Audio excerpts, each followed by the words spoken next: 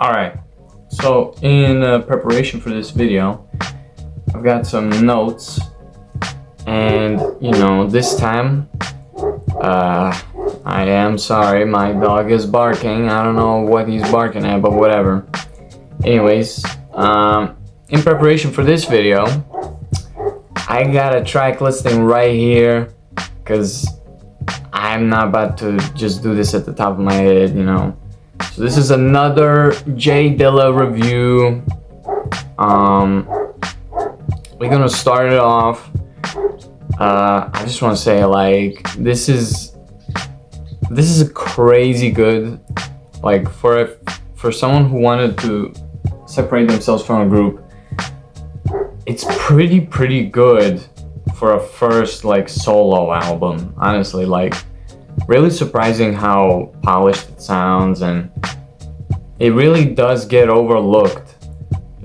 Much like Rough Draft, it does get a bit overlooked by a lot of people when it comes to hip hop. But yeah, this is not just a hip hop album. There's quite a lot of different kinds of genres displayed on this album, and I really like it. So we're gonna start off with the track Welcome to Detroit, title track. It's pretty simple. It's got this loop of this kind of dun dun dun dun dun. I forgot what the instrument is. It's like a church thingy. And Dilla's just saying come on, you gotta listen to this is that real shit, you're thinking, okay, I can take it, whatever. But then comes Y'all Ain't Ready, and I love the swing displayed on this album. It is probably Dilla's best swing aside from these older beat tapes. Here, the swing is like a flex, he's just flexing his swinging skills on this album. So, Y'all Ain't Ready, bro, sick track, sick first track. It's real, real gangster, real thuggish sound, and it's also got that same kind of, I don't want to call it Rhodes piano, but it does sound like it, like the that comes every now and then, but you got the like that very steady beat, and the it's a very good album for studying swing and how to bring live instrumentation to your programming in music. So as of right now, so far so good. But the next track, Think Twice. Oh boy. Alright, now Think Twice. Banger. Let me tell you, there is mostly, this is who was it, Donald Byrd, I think, cover, and they did a pretty good job. There's another cover on this, there's actually a couple covers on this album, but this one, I really like it. It's a real smooth, real progressive, I like the ride instead of the, hi-hat. It really brings a lot of ambience to the percussion, and overall, a really good track, real mellow, real good. The vocals and Kareem Riggins just absolutely killed it. Dilla and Kareem just fucking killed it on this album. I just ripped 2 pieces of paper right here, like that. Alright, anyways, here's my toothpick. I'll just put it in there. So the next track we got is produced by Kareem Riggins and co-produced by Dilla. The Clapper. I like the experimentation on this one. The drums are very interesting. I like how it's not how usually double snares go boom cha cha boom cha boom da da dum da, like that. But here, throughout the entire track, you got a like that. And there isn't like much craziness. I think the most complex part are the drums. The instrumentation itself is pretty simple. You got a few stabs there, and I like Dilla's very characteristic, like how he's describing. I think he's describing like the ghetto, a hood of some sorts. Get your strap on, clap off, and just very sick track. I like the drums on this, very experimental. I've copied this kind of double clap technique many times in my beats. Up next we got Come Get It. Now a lot of tracks on this album are usually really short, about 1 to 2 minutes, 1.5 minutes maybe. But there's a couple I want to point out. Think Twice. I don't know why this guy decided to drive this car right now. Okay. So, anyways, Think Twice, Come Get It, It's Like That, and featuring Fat Cat are the longest tracks. Near 4 minutes. Come and Get It, I think, is like 5 minutes from what I recall. And dude, it is like pretty chill track. I think I heard a similar sample, like the wow wow wow wow guitar thingy on I'm the Man from Gangstar. One of the transitions from the 3 beats, I forgot which one was it, but on one of the transitions this, I think, same sample is used. Maybe, tell me I'm wrong, I'm not sure. But to me personally, Come Get It, it could be a little shorter.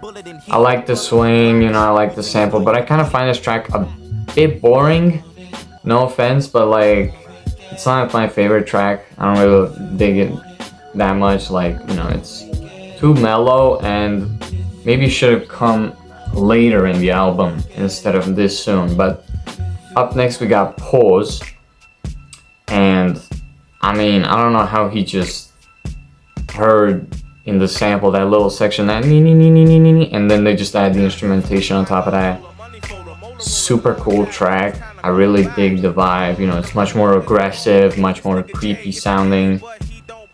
Then you got your first non-hip-hop track,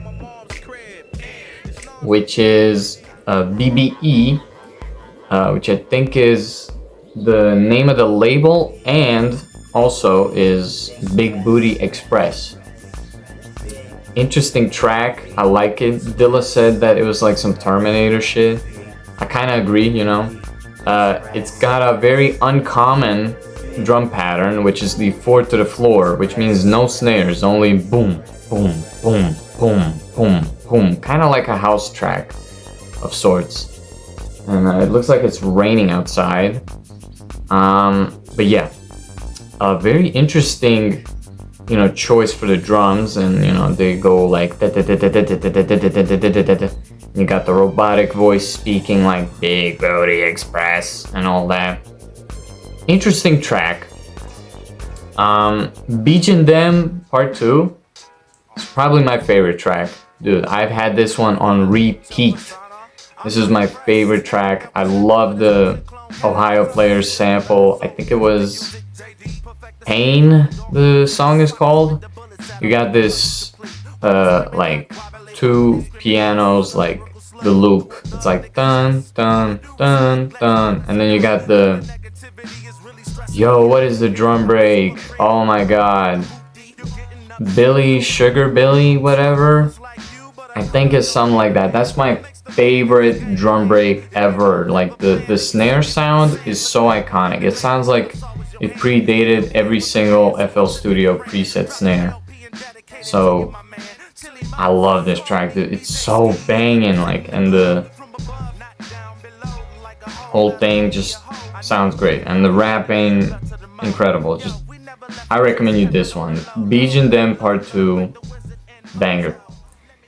Brazilian Groove is unfortunately a very short track. I think it's like about 50 something seconds, maybe even a minute. And it's a cover of Bio by Earth, Wind and Fire, which is what the EWF stands for in the title. Bro, it's so unfortunate that this track is like this short, honestly. Like, when the guitar kicks in, it's like some Japanese fusion shit. Like, oh my god, it's so good. And the snare's got this kind of delay effect, like so good. I don't know why this track is so short. Fuck you guys, why'd you make this track so short? It needs to be longer. Anyways, what the fuck is that? Alright, we got another favorite of mine. It's Like That, you know. This is another long track, and apparently I think it samples the Temptations. Papa Was a Playa or something, I think it was called, or I'm confusing it with the Kanye beat. Don't trust my word on this. I'm just going off in my head here. I like that. It's a very, you know, very interesting track. You know, start with the drums, okay, and then the bass kicks in like down, down, down, down, down, down, down, down. And while that track itself is a banger, the outro of this track, bro, what? I am so pissed off that this is just used as an outro, because this beat is like just so good, and it just like fucking rocks so hard, but it's so short. Like, they don't use it on anything, and oh man, that sucks. That just sucks. That's the only complaint about I have that track. The end, like the end beat is way too short. It needs to be longer. Give It Up. I like this one. This one's really funny. It's got this kind of like old timey, you know, like chopped up drum and everything, with the tambourine smacking and the delay. And you got this also. There's a very common theme here with the church-like piano there. You know, I like that. It's very interesting. It gets used pretty frequently on this album, and it's used on this track. And I love the part where Dilla is saying, you know, like, ladies, hands in the air, this is a stick up. And I find that part really funny, because like, I don't know, I just love that part. It sounds like he's saying like, hands in the air, let's go dance, you know. No, it's a stick up. Fucking, I'm robbing you. Give it up. Give me the money. Give me the money, alright? So, yeah, I love that track. Pretty funny track. Pretty banger track as well. Rico Suave Bossa Nova is also a cover of some kind of Brazilian track. I'm not sure. And it's not even a hip-hop track. It's just a Bossa Nova track. And dude, no like lyrics, but oh, it's so banging, dude. Like, it just builds and builds and builds until eventually they start like singing along. Yeah, such a banger track. Unfortunately, very short. Featuring Fat Cat. Thankfully, here we have another longer song. This one has this like whistling sample later in the song. You know, it's got this very serious gangsta vibe, you know, but then you got the like, it sounds very goofy, like, you know, you don't take it too seriously, but still, it's a pretty banger track. And then it just cuts off and gets back to the bass line and drums. Fucking banger. And obviously Fat Cat is a legendary MC himself. Shake It Down uses a sample. It might not sound like it at first. There's a lot of instrumentation. Now this is pretty genius. I love the swing on the drums, obviously. The you know, kind of. And then you got the Boz Skaggs. It sounds like a pretty decent, I guess, you know, rock song. And the entire time, that song is on a filter. And if you listen to the instrumental version, you'll hear that at the end of the song, it's like, oh, there was a sample all along, because he turns off the filter, and then you can hear the, what about this say, no one outside made a sound, na, na, na, na. Banger, genius technique right here. I might have to incorporate that sometime. African rhythms, I find this one pretty underrated. It's also kind of like Rico Suave Bossa Nova, as it's another kind of sounding like hip hop, but it's more of like an African song, you know, like a. And the drums, I don't know if they were played live or they were programmed, because if they were programmed, this is some insanely crazy programming, like the like super swingy, and then you got the kind of like bass, and extremely sick track. Also, I don't think there's any vocals on this one as well. Then you got one, which also I think samples Ohio Players, and this is just like the shouts tracks from Rough Draft, where it's just like, you know, he's saying the names of various people on the track through a sampled loop, and that's it. Nothing special about this one. It's just kind of similar to the intro, just a little less hyping, you know, more basic, I guess. So yeah, that was Welcome to Detroit. Incredible album. I definitely recommend you if you fuck with, you know, live instrumentation and, you know, incorporated with sampling. I don't know, that's kind of like a niche mix, but if you're into that, if you just so happen to be into that, you have to give this album a listen. It is the absolute peak, I'd say. You know, pretty good stuff, you know. You know, Donuts gets all the credits, but I think this one should get some attention as well, as it's a really, really, really good album. So yeah, those are my thoughts on this album. I think I should end it about there. So yeah, I'll see you guys next time. I also want to say I'm gonna upload a video soon with tracks that I've been making, or me and my brother have been making, and those are not hip-hop tracks. They are other genres that I've tried to delve into. So I'll see if you guys are interested in that. If you guys really fuck with me, then y'all should listen to that. Upload is coming soon after this, so bye-bye.